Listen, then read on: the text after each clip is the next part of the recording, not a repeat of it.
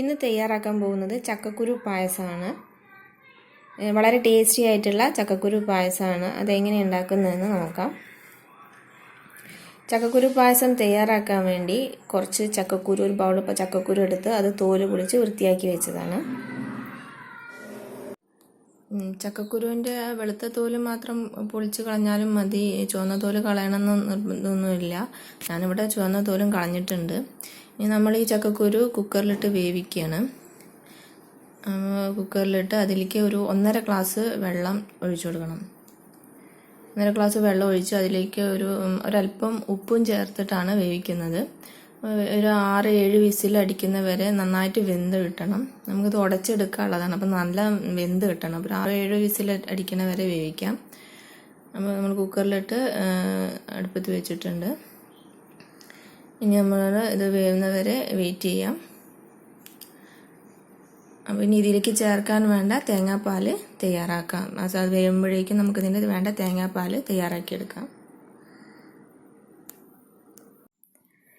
പായസം റെഡിയാക്കാൻ ഒരു തേങ്ങയുടെ പാലാണ് എടുത്തിരിക്കുന്നത്. ഒരു തേങ്ങ ചിരകി അതിൻ്റെ മിക്സിയിൽ അടിച്ച് അതിൻ്റെ 1-ാം പാലും 2-ാം പാലും വേറെ വേറെ ആക്കി എടുക്കണം.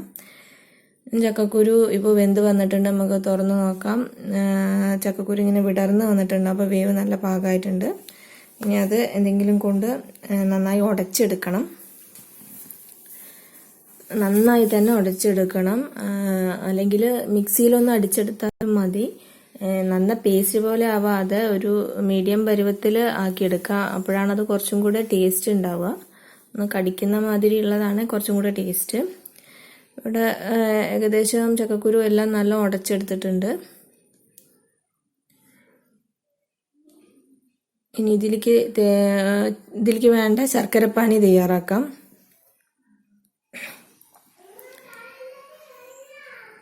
അപ്പോൾ കുറച്ച് ശർക്കര കുറച്ച് വെള്ളത്തിൽ നമ്മൾ തിളപ്പിച്ചെടുക്കുകയാണ്. അപ്പോൾ ശർക്കര പാനി റെഡി ആയിട്ടുണ്ട്. ഇനി ഇതിലേക്ക് ചേർക്കാൻ വേണ്ട തേങ്ങ ചെറിയ കഷ്ണങ്ങളാക്കി മുറിച്ച് അതൊന്ന് വറുത്തെടുക്കുകയാണ്. അപ്പോൾ അതും നമ്മളപ്പുറത്ത് അടുപ്പത്ത് തന്നെ തേങ്ങ വറുക്കാൻ വെച്ചിരിക്കുകയാണ്. കുറച്ച് നെയ്യ് ഒഴിച്ച് അതിലേക്ക് തേങ്ങ ഇട്ട് ചെറിയ തീയിലിട്ട് സ്ലോയിൽ വേവിച്ചെടുക്കുകയാണ്. കുറച്ച് തേങ്ങ കഷ്ണങ്ങൾ എടുത്ത് അത് ചെറിയ തീയിലിട്ട് വേവിക്കുന്നതാണ്. നല്ല പാകത്തിന് കിട്ടാൻ വേണ്ടി ചെറിയ തീയിലിട്ട് സ്ലോയിൽ വേവിക്കാം. അപ്പോഴേക്കും നമുക്ക് ഇപ്പുറത്ത് അടുപ്പത്ത് ചക്കക്കുരു പായസത്തിൻ്റെ ബാക്കി കാര്യങ്ങൾ നോക്കാം. അപ്പോൾ അതിലേക്ക് 2-ാം പാല് ചേർത്ത് നന്നായി ഇളക്കിയെടുക്കണം.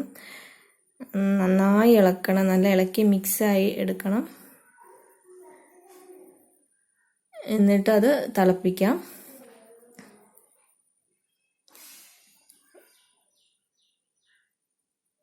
നന്നായി അടി തട്ടുന്ന രീതിയിൽ തന്നെ നന്നായി ഇളക്കണം, അല്ലെങ്കിൽ അത് പെട്ടെന്ന് അടി പിടിക്കുമ്പോൾ നല്ല രീതിയിൽ ഇളക്കി കൊടുക്കണം. ഇനി ചക്കക്കുരു തേങ്ങ ഒരുവിധം ആയി വരുന്നേ ഉള്ളൂ. ഒന്നും കൂടി ഒന്ന് ചുവന്ന കളറാവുന്നവരെ വേവിക്കണം. ഇതിലേക്ക് നമുക്ക് ശർക്കരപ്പാനി ഒഴിച്ചു കൊടുക്കാം. ശർക്കരപ്പാനി ഒഴിച്ചും നന്നായി ഇളക്കി യോജിപ്പിക്കണം.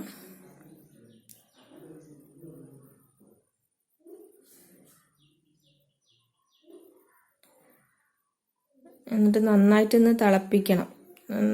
നല്ല രീതിയിലൊന്ന് തിളച്ച് വരുന്ന വരെ ഇത് ഇളക്കി കൊടുത്തുകൊണ്ടിരിക്കണം. അപ്പോൾ ചക്കക്കുരു പായസം ഇവിടെ റെഡിയായി തുടങ്ങിയിരിക്കുന്നു.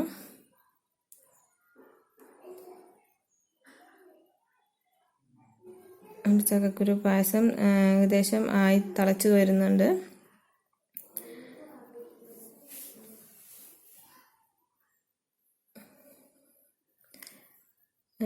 ഇളക്കി കൊടുക്കാൻ മറക്കരുത്, നന്നായി തന്നെ ഇളക്കി കൊടുക്കണം.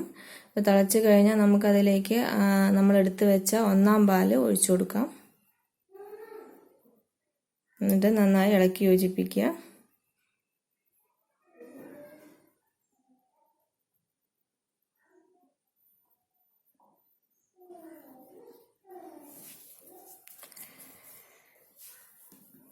കുറച്ച് ഏലക്കായ പൊടിച്ചത് അതിൽ ചേർത്ത് കൊടുക്കാം.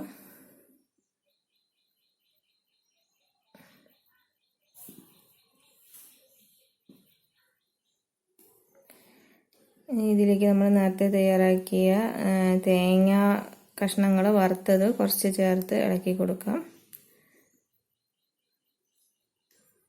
നമ്മുടെ ചക്കക്കുരു പായസം റെഡി ആയിരിക്കുന്നു. ഇനി അതിലേക്ക് നമുക്ക് കുറച്ച് അണ്ടിപ്പരിപ്പും മുന്തിരിയും വറുത്ത് മുകളിലിട്ട് കൊടുക്കാം.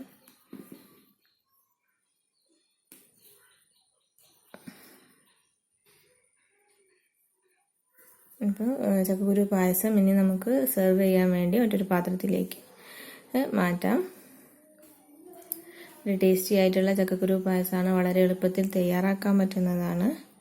അപ്പോൾ ഈ ചക്കക്കുരു കിട്ടുന്ന ഈ സമയത്ത് എല്ലാവരും ഇതൊന്ന് ട്രൈ ചെയ്ത് നോക്കണം. കുട്ടികൾക്കൊക്കെ ഇഷ്ടപ്പെടും. വേറെ രീതിയിലൊന്നും ചക്കക്കുരു കഴിക്കാത്ത കുട്ടികളൊക്കെ ആണെങ്കിൽ അവർക്ക് ഇങ്ങനെ പായസമൊക്കെ ആക്കി ഉണ്ടാക്കി കൊടുത്താൽ അതവർ കഴിച്ചോളും. എല്ലാവർക്കും ശരിക്കും തീർച്ചയായിട്ടും ഇഷ്ടപ്പെടുന്നതാണ്. അപ്പോൾ എല്ലാവരും ട്രൈ ചെയ്ത് നോക്കണം.